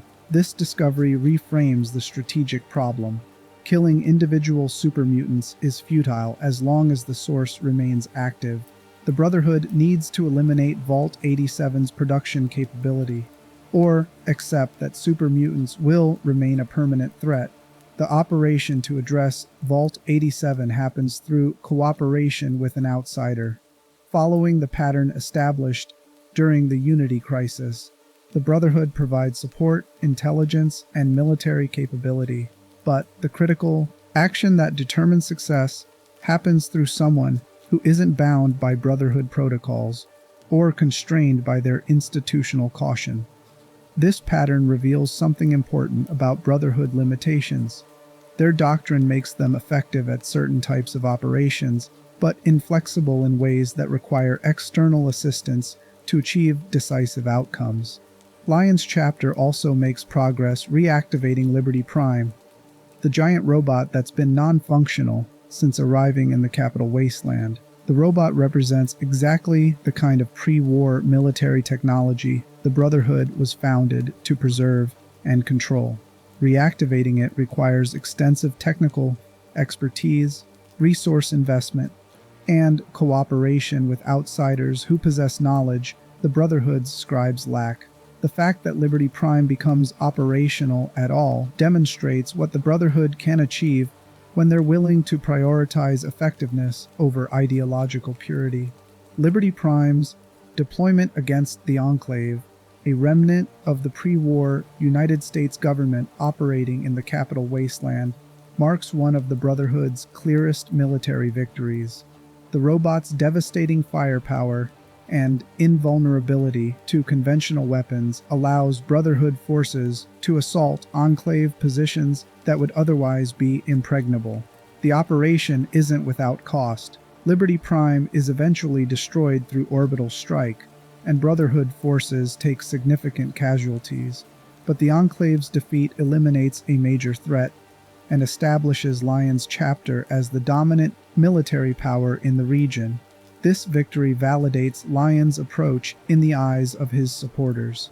They protected the wasteland from the Enclave's authoritarian ambitions, prevented advanced pre-war technology from being deployed by an organization with even less accountability than the Brotherhood, and demonstrated that active engagement with wasteland threats serves Brotherhood principles better than isolationist technology hoarding. The outcasts see the same victory differently. Lions wasted resources and got Brotherhood members killed, fighting a war that wasn't their responsibility, all while neglecting the technology recovery mission that should have been their priority. The fundamental disagreement remains unresolved when Elder Owen Lyons dies. His death creates a succession crisis that the Capital Wasteland chapter isn't ideologically prepared to handle. Lyons's daughter, Sarah Lyons, becomes elder briefly before dying herself in combat. The chapter goes through a series of elders in rapid succession, none managing to provide the clear leadership that might resolve the doctrinal questions Lyons' deviation created. The chapter enters a period of instability where neither the humanitarian approach nor orthodox technology focus dominates, where internal divisions prevent coherent policy, and where the organization's effectiveness declines as members lose confidence in leadership. This instability creates the conditions for what happens next. The outcasts remain committed to orthodox Brotherhood ideology, but lack the numbers and resources to operate independently long-term. Lions's chapter has numbers and position but lacks ideological coherence after their founder's death. Both factions recognize that continued division serves neither group's interests, but reconciliation requires someone who can bridge the ideological gap, who represents both Brotherhood tradition and pragmatic adaptation to wasteland realities. That person is Arthur Maxson, descendant of the Brotherhood's founder, the last member of the Maxson bloodline. His emergence as a unifying figure will reshape the East Coast Brotherhood into something more powerful and more troubling than either the humanitarian chapter Lyons led or the orthodox outcasts who opposed him. Chapter 7: Arthur Maxson and the reunification nobody wanted. Arthur Maxson enters Brotherhood leadership carrying a weight that no training could prepare him for. He's the last living descendant of Roger Maxson, a bloodline that carries religious significance within Brotherhood culture, despite their claims that leadership is earned through merit rather than inherited. His childhood was spent in the Citadel, raised by elder Lyons after his parents died, trained from age 10 to become the warrior-scholar hybrid the Brotherhood idealizes. By his teenage years, he's already killed super mutants in combat, already proven himself capable of the violence Brotherhood operations require. What makes Arthur dangerous is that he's neither orthodox isolationist nor humanitarian interventionist. He's absorbed both ideologies and concluded that both factions missed the fundamental problem. The Brotherhood isn't failing because they chose wrong priorities between technology and people. They're failing because they're too weak to enforce either priority effectively. The solution isn't choosing between preservation and protection. The solution is becoming powerful enough that nobody can challenge Brotherhood authority regardless of which mission they pursue. This represents a third interpretation of Brotherhood purpose, one that Lyons and the outcasts both would have rejected, but that makes perfect sense to someone raised during decades of internal conflict and external threat. Arthur Maxson believes the Brotherhood's mistake was ever accepting that other organizations had legitimate competing claims. The NCR doesn't have rightful authority over pre-war military installations just because their government claims territorial jurisdiction. Wastelanders don't have rights to technology just because they found it first. The Brotherhood's expertise and purpose give them ultimate authority over anything that matters to their mission, and anyone who disputes that authority is an enemy to be defeated rather than a stakeholder to be negotiated with. At age 16, Arthur Maxson becomes elder of the Capital Wasteland Brotherhood. The circumstances of his ascension are murky, documented in ways that raise more questions than they answer. The previous elders died in rapid succession through combat and circumstance, creating a leadership vacuum that Arthur filled through a combination of bloodline legitimacy and demonstrated capability. Nobody in the chapter was positioned to challenge him without appearing to violate the Brotherhood's deep respect for Maxson lineage, and Arthur moved quickly to consolidate power before opposition could organize. His first major action is negotiating reunification with the Brotherhood outcasts. The negotiation isn't collaborative dialogue seeking middle ground. Arthur simply declares that the schism is over, that both factions will reunite under his command, and that anyone refusing will be expelled from the Brotherhood entirely. The outcasts face a choice between accepting subordination to someone they view as Lyons' ideological heir or losing access to the Brotherhood identity that defines their entire purpose. Most choose reunification, calculating that influence within the unified Brotherhood serves their interests better than principled isolation. The reunification comes with terms that reveal Arthur's priorities. The chapter will resume aggressive technology acquisition, deploying military force to claim pre-war installations regardless of other groups' objections. They'll maintain Lion's defensive operations protecting wasteland settlements, but protection comes with price. Settlements under Brotherhood defense owe loyalty, resources, and deference to Brotherhood authority. The humanitarian mission continues, but it transforms from charity into transaction, from protection offered freely to power leverage for institutional benefit. This approach satisfies neither the former outcasts nor Lion's ideological loyalists, but it provides everyone with clear operational parameters and unified command structure. The Brotherhood under Arthur Maxson becomes more aggressive, more militaristic, and far less concerned with whether wastelanders view their operations as legitimate. They're not asking permission anymore. They're announcing intentions and deploying overwhelming force against anyone stupid enough to resist. The chapter begins expanding its operations beyond the capital wasteland, conducting expeditions into surrounding regions to locate and secure technology. These operations are military campaigns more than salvage missions. Brotherhood forces deploying in strength to claim installations and eliminate resistance. The tactics are effective but brutal, leaving behind wastelanders who view the Brotherhood as occupiers rather than protectors. Arthur's response to these complaints is indifference bordering on contempt. The Brotherhood's mission doesn't require wasteland approval. It requires wasteland compliance. Under Arthur Maxson's leadership, the East Coast Brotherhood constructs the Prydwen, a massive airship built from pre-war technology and Brotherhood engineering expertise. The airship serves as a mobile command center and shows of force, a visible demonstration of Brotherhood technological superiority that can deploy anywhere and intimidate through sheer presence. The Prydwen's construction requires enormous resources, diverted from other operations in ways that create internal grumbling about priorities. But Arthur understands symbolism. The airship proves the Brotherhood can do things nobody else can, that their technological expertise translates into capabilities that place them categorically above wasteland competitors.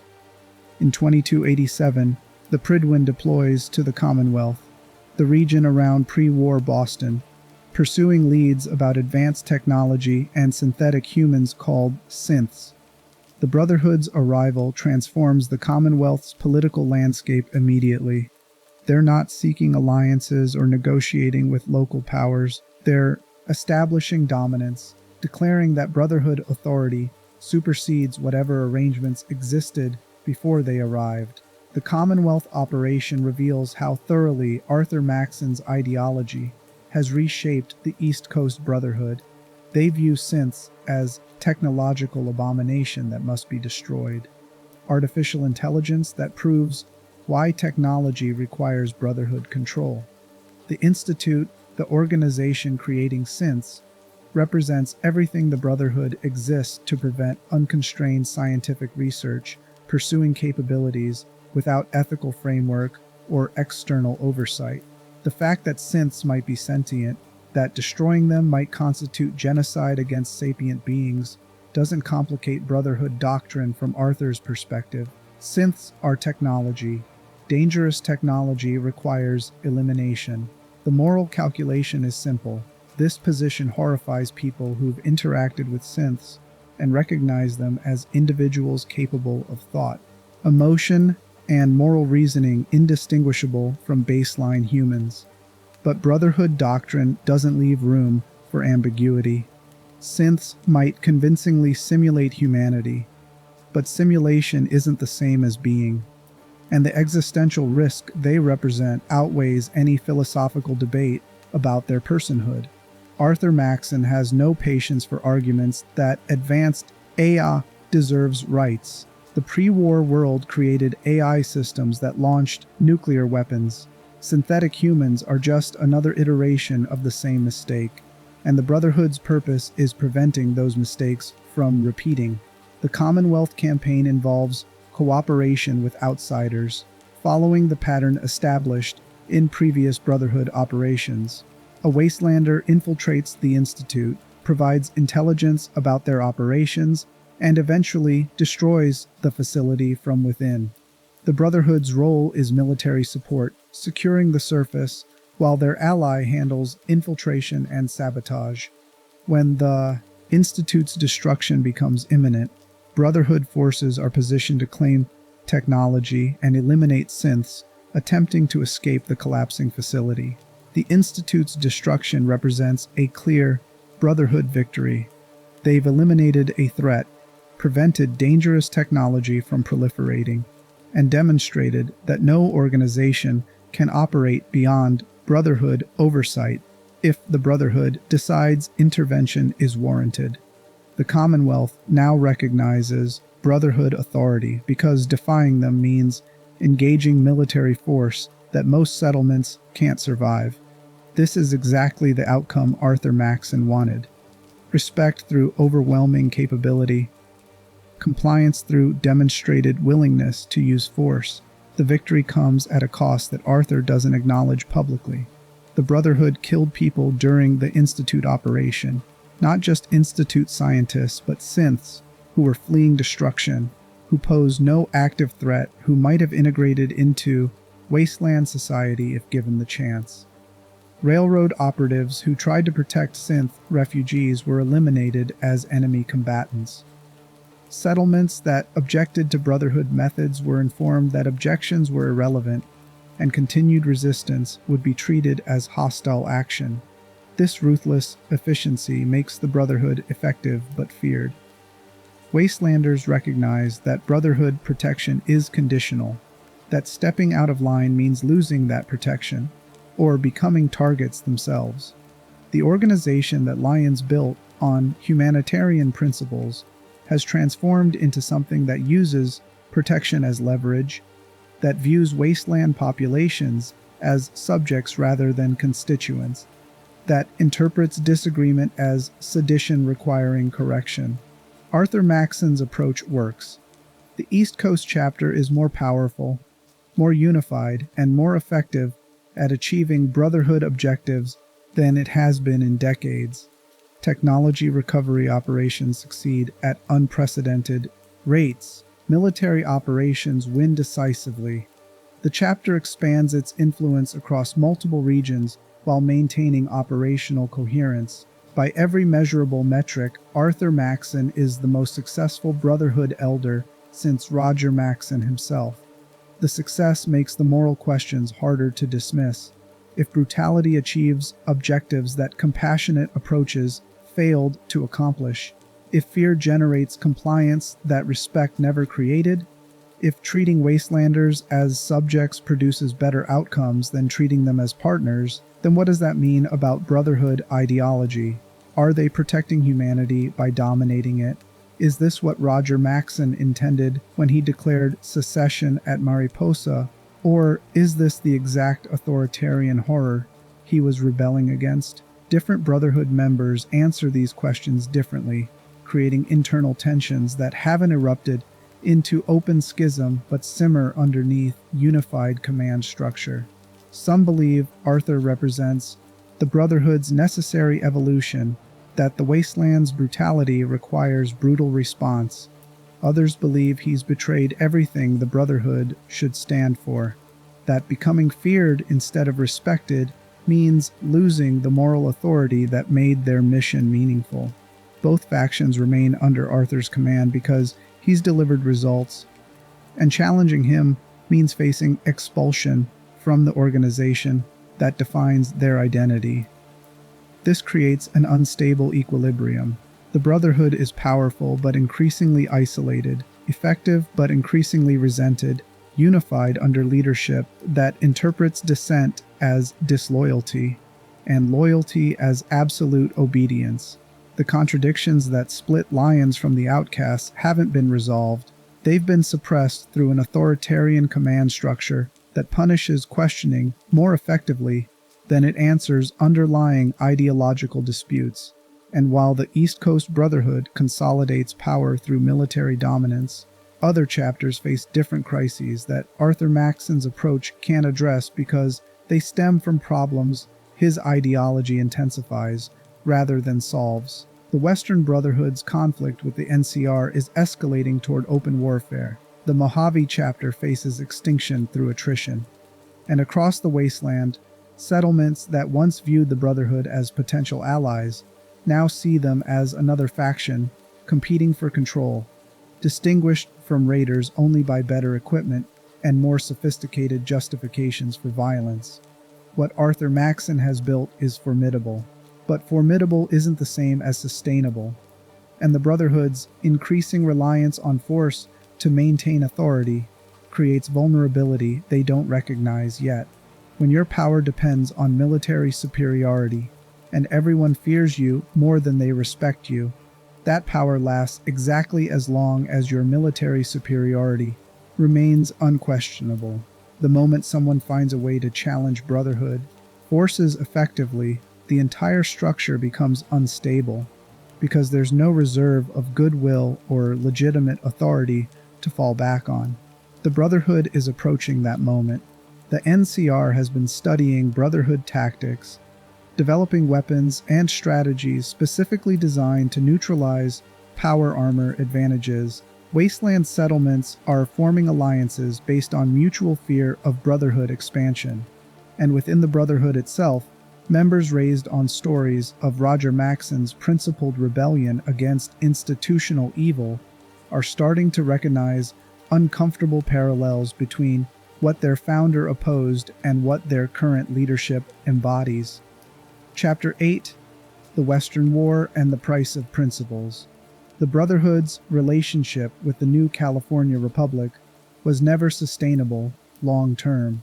Two organizations claiming authority over the same territory, the same resources, and the same pre-war installations can coexist peacefully only as long as both benefit from avoiding conflict. By the 2260s, that calculation shifts. The NCR has grown powerful enough that Brotherhood technological advantages no longer guarantee victory, while the Brotherhood's control over advanced weaponry prevents the NCR from achieving security objectives their government considers essential.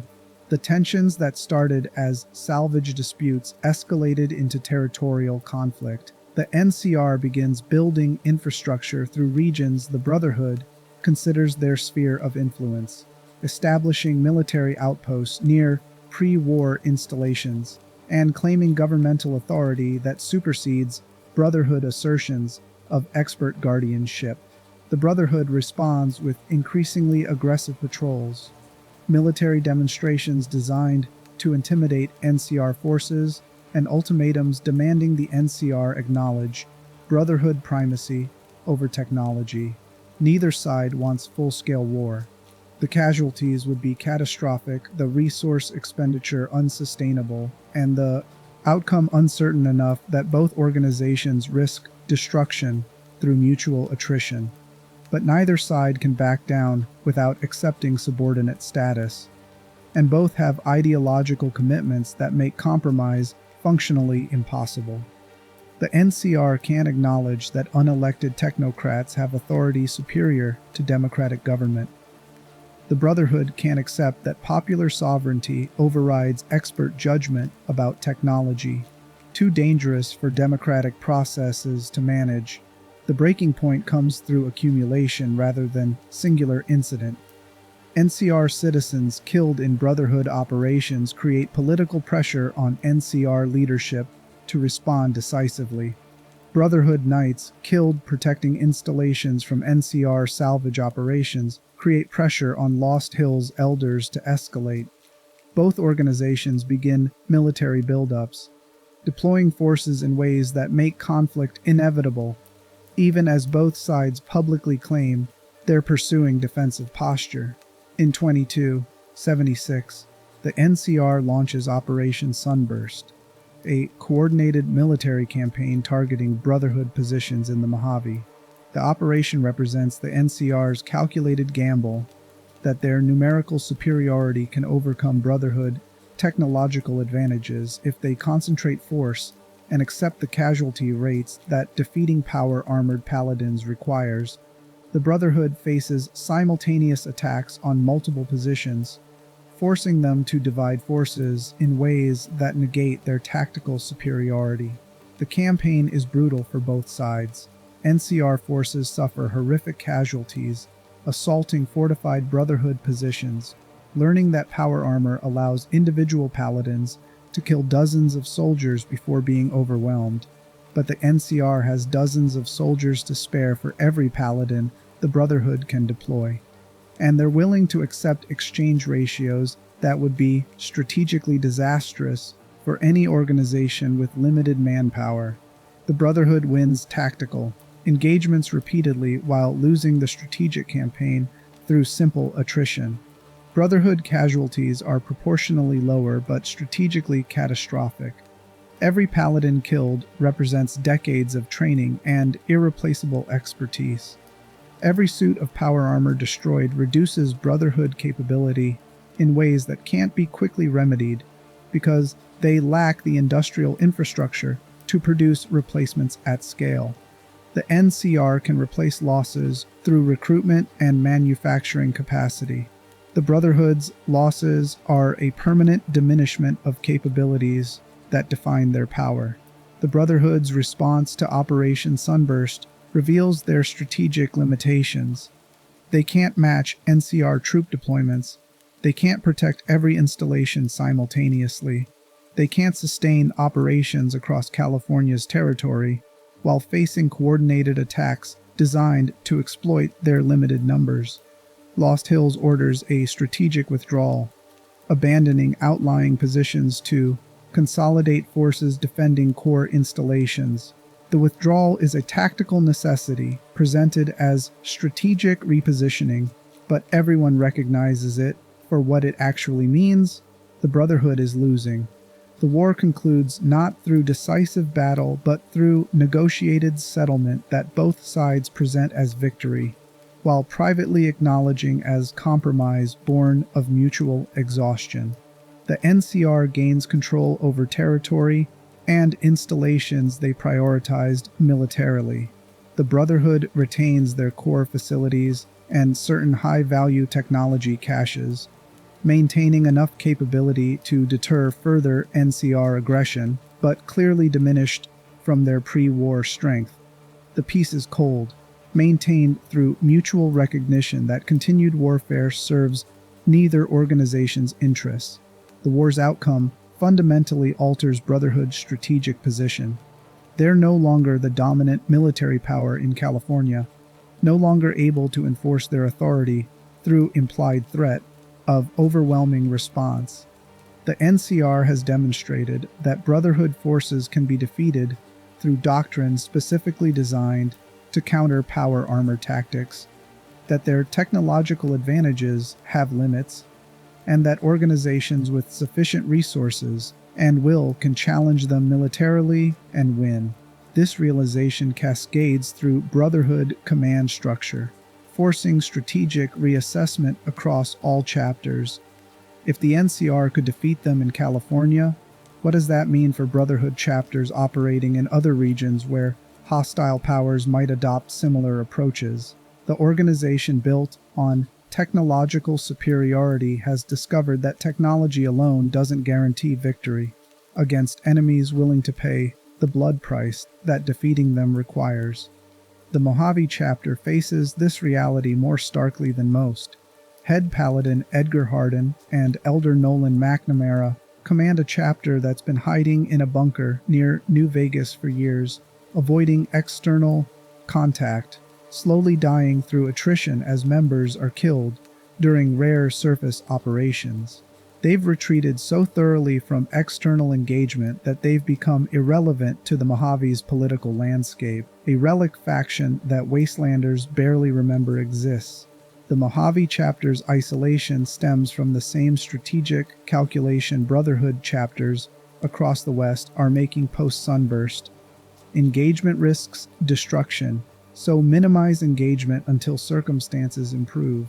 But this defensive crouch creates its own problems. Brotherhood members trapped in bunkers lose combat readiness through inactivity. Recruitment stops entirely because the chapter can't accept outsiders without violating protocols about technology security. Resources dwindle as the chapter consumes stockpiles without replenishment. The organization is dying through safety, proving that you can be so cautious about external threats that you destroy yourself through internal collapse. The Mojave chapter's fate hinges on decisions made by outsiders, following the pattern that defines so much Brotherhood history. A wastelander enters their bunker, negotiates with leadership, and potentially provides the assistance required to address the chapter's immediate crises.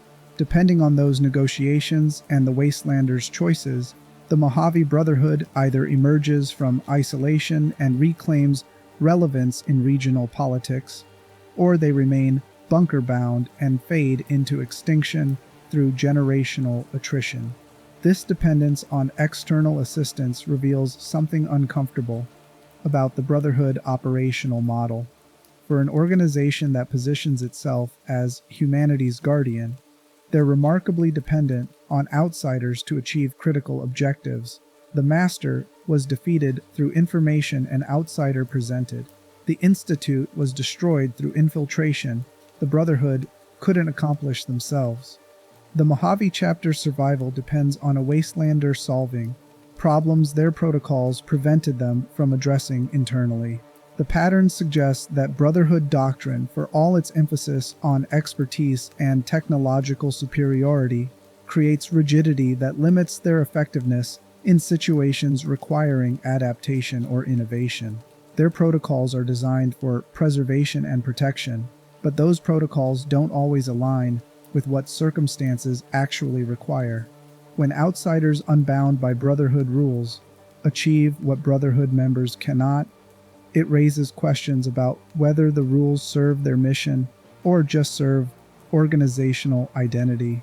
These questions don't receive satisfactory answers from Brotherhood leadership because acknowledging the pattern would require admitting that maybe their approach needs fundamental revision.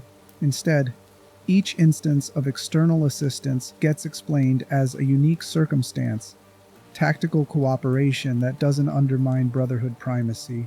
But the explanations grow less convincing as the pattern repeats, as Brotherhood chapters across the wasteland survive through help from people who don't share their ideology and aren't constrained by their limitations.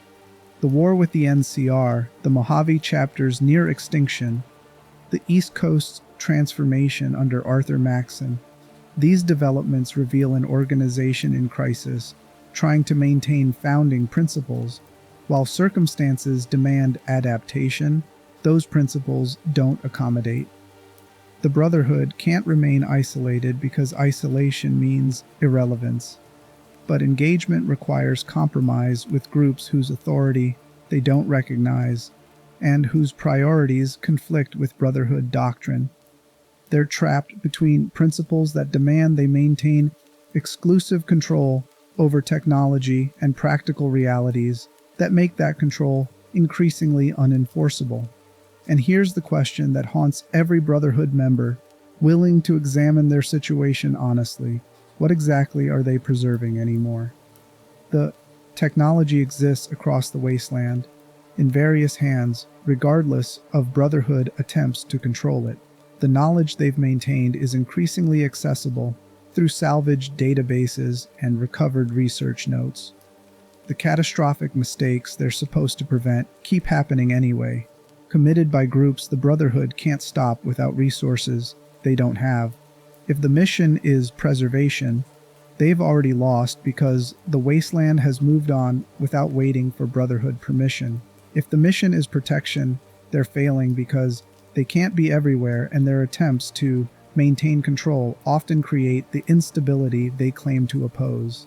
And if the mission is maintaining their own organizational survival while claiming moral superiority over wasteland factions trying to rebuild civilization through messy democratic processes, then maybe they've become exactly what Roger Maxson was rebelling against at Mariposa, an institution that justifies its power through appeals to principles while actually serving its own interests.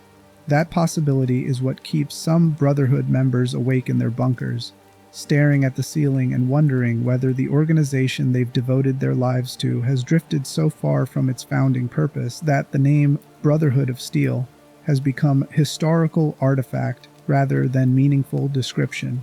Whether the answer is reform from within or abandonment of an organization too broken to save, whether there's any path forward that preserves what's worth preserving while abandoning what's become indefensible.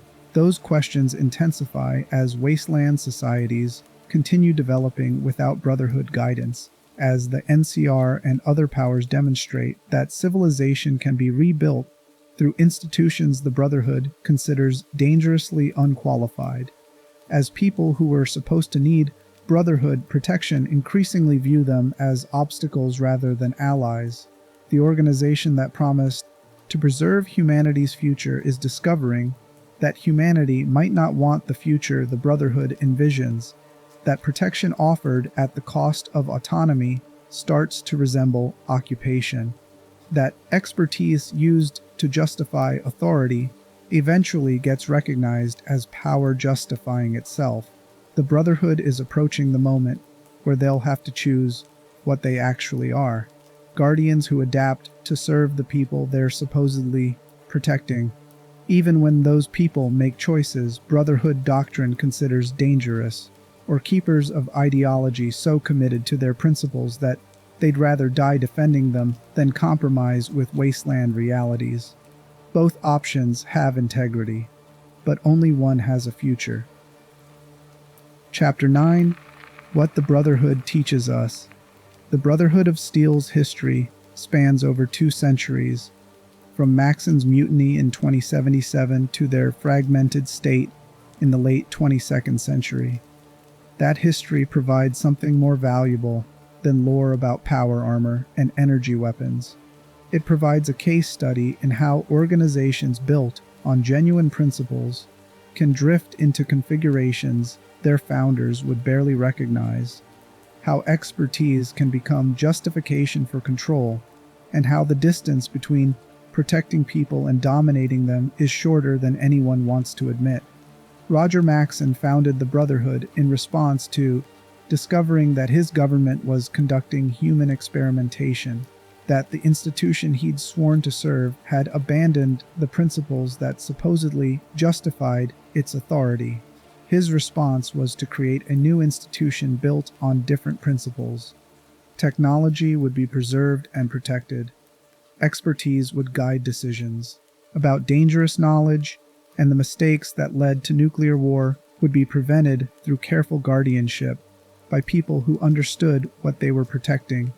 The irony is that Maxson's solution contains the same structural flaw as the institution he was rebelling against.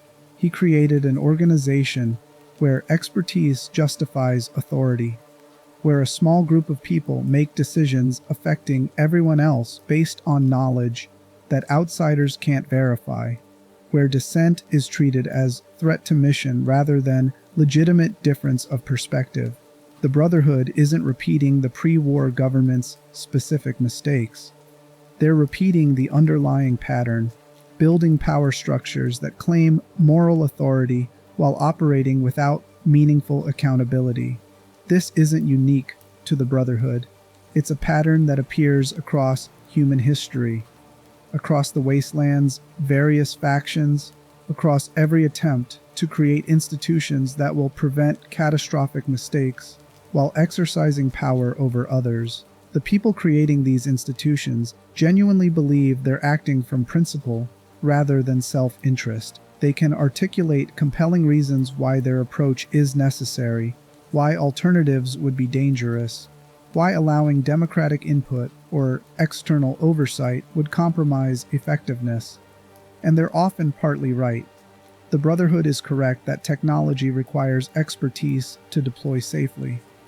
They're correct that democratic processes don't automatically produce wise decisions about weapons capable of ending civilizations. They're correct that someone needs to maintain knowledge through the wasteland's chaos, that preservation requires dedicated effort, that preventing catastrophic mistakes sometimes means restricting access to dangerous capabilities. But being partly right doesn't make you entirely right, and the gap between those positions is where the Brotherhood loses its way. They're correct that expertise matters. They're wrong that expertise justifies unilateral authority. They're correct that technology can be dangerous. They're wrong that they alone can be trusted with decisions about who gets access to it. They're correct that preventing catastrophic mistakes requires vigilance. They're wrong that vigilance requires the kind of control they're attempting to exercise.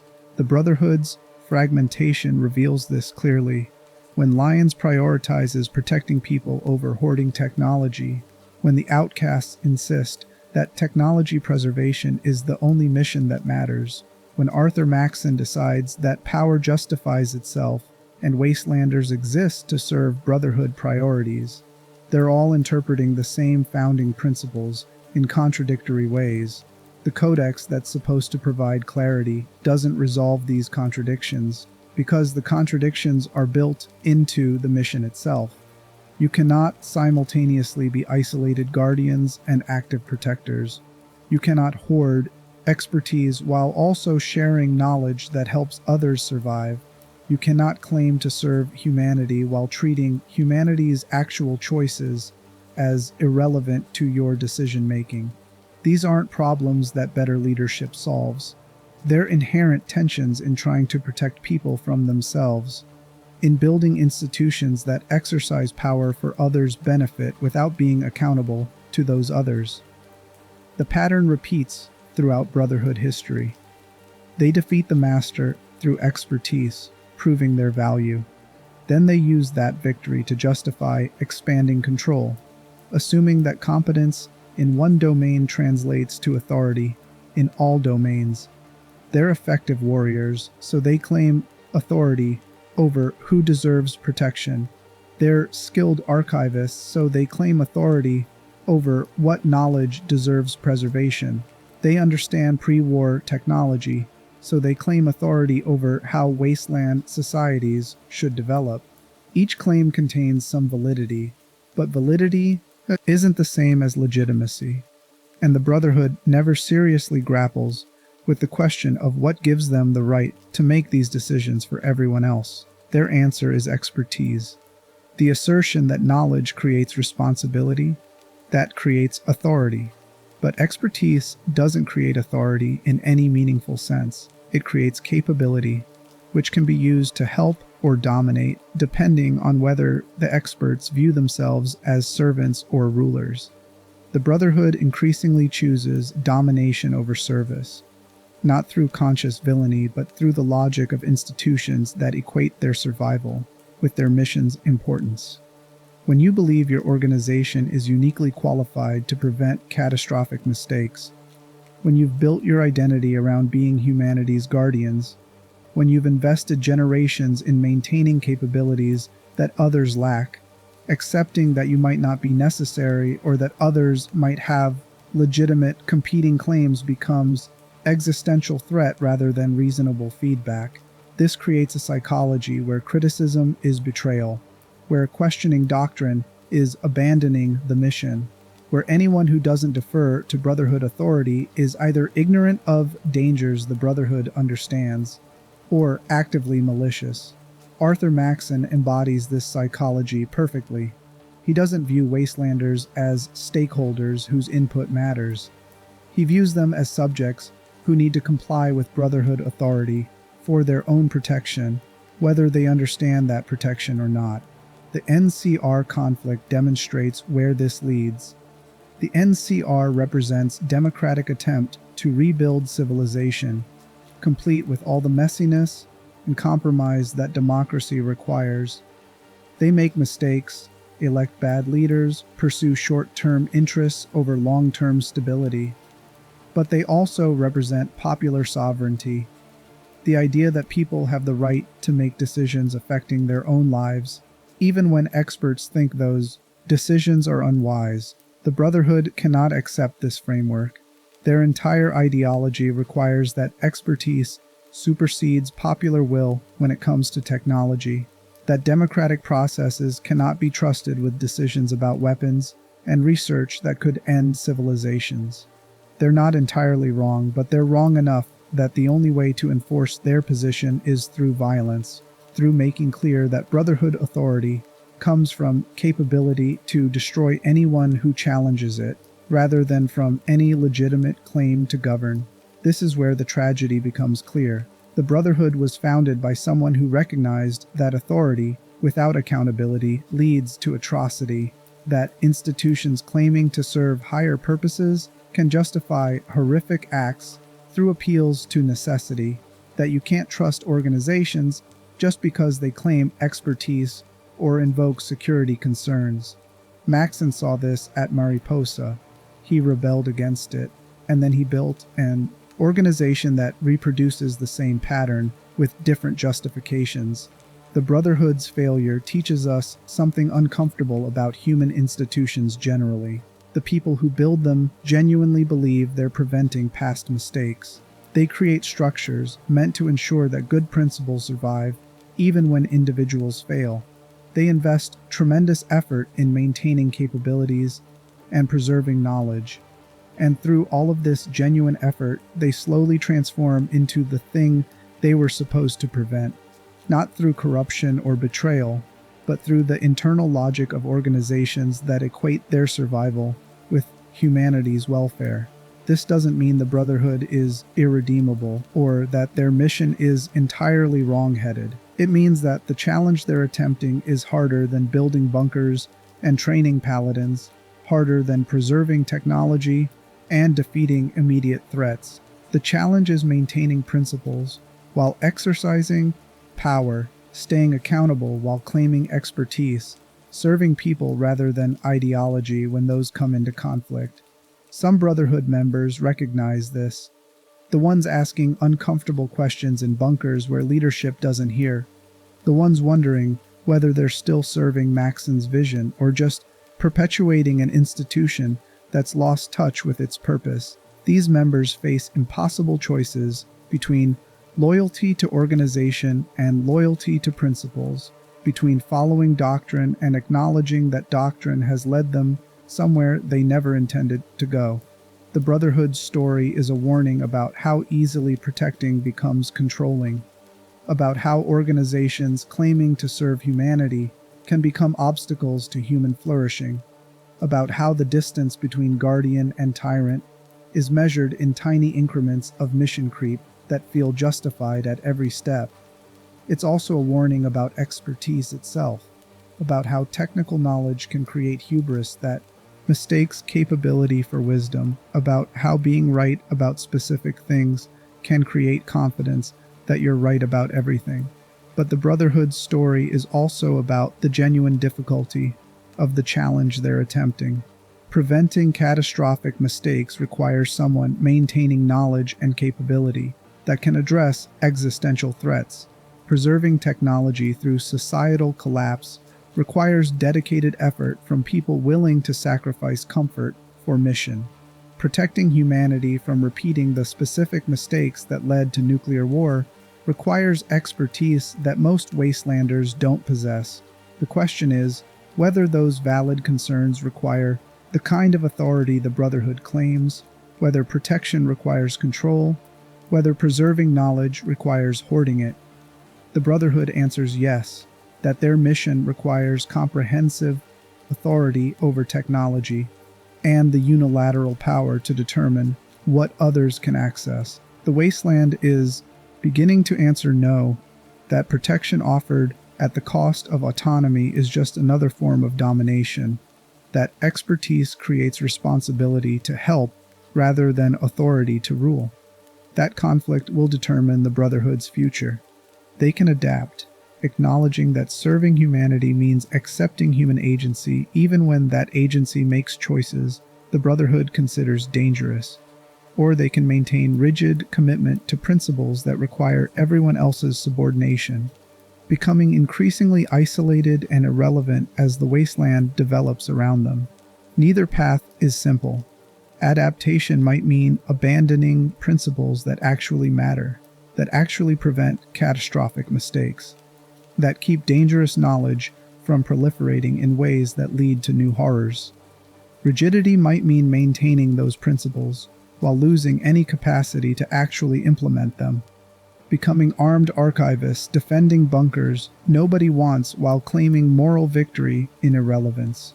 The Brotherhood's tragedy is that both paths feel like failure because both represent compromise, with circumstances that don't cleanly validate their founding vision. Maxson wanted to create something better than the institution he rebelled against. His successors are discovering that better is harder to define than anyone wants to admit. That preventing past mistakes doesn't automatically reveal how to avoid new ones.